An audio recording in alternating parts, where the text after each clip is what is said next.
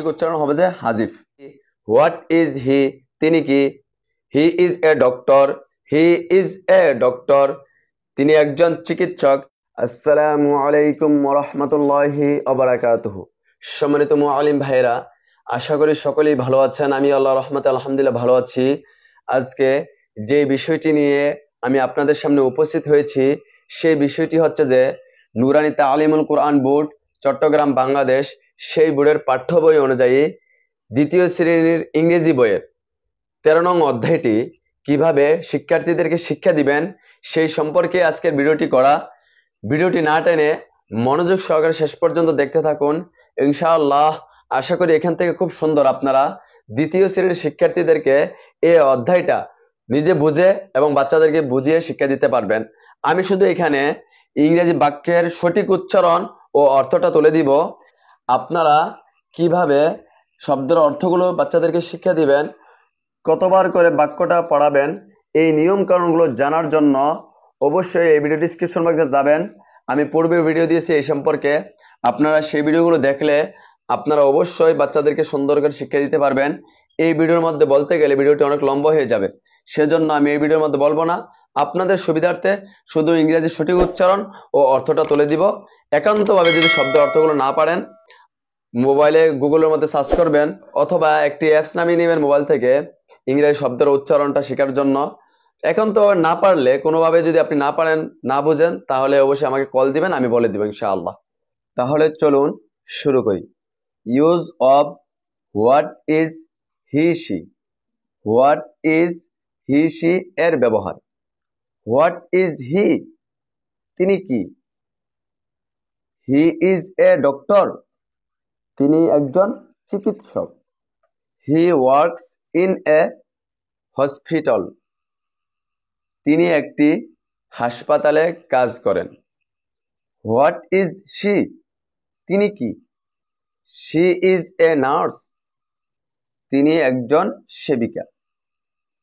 She works in a clinic, তিনি একটি ক্লিনিকে কাজ করেন। হোয়াট ইজ হি, তিনি কি?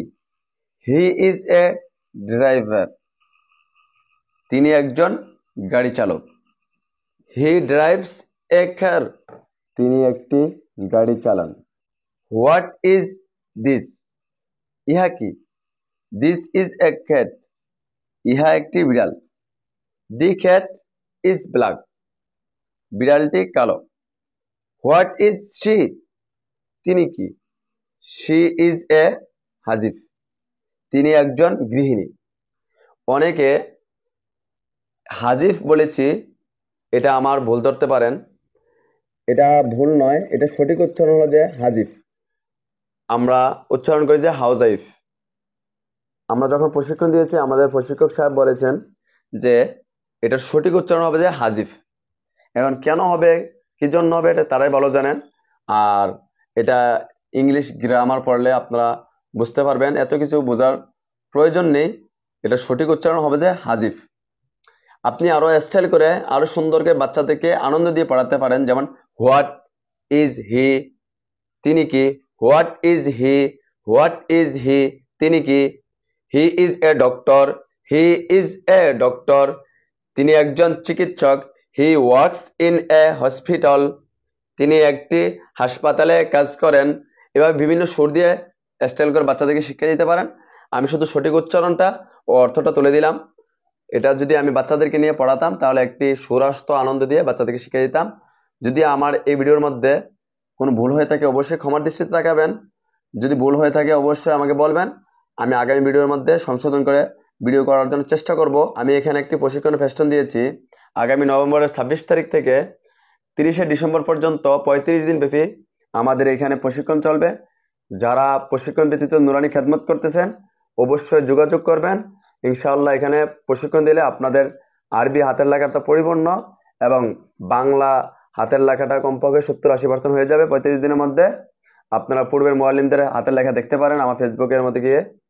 ইনশাআল্লাহ আশা করি 30-35 দিন আপনারা যদি প্রশিক্ষণ দেন আরবি বাংলা দুটোটাই সুন্দরকে শিখতে পারবেন। আপনাদের আর বাংলা প্রশিক্ষণ দেওয়া লাগবে না, মূলত আরবি প্রশিক্ষণ। যদি ভিডিওটি ভালো লাগে অবশ্যই লাইক শেয়ার কমেন্ট করতে ভুলবেন না।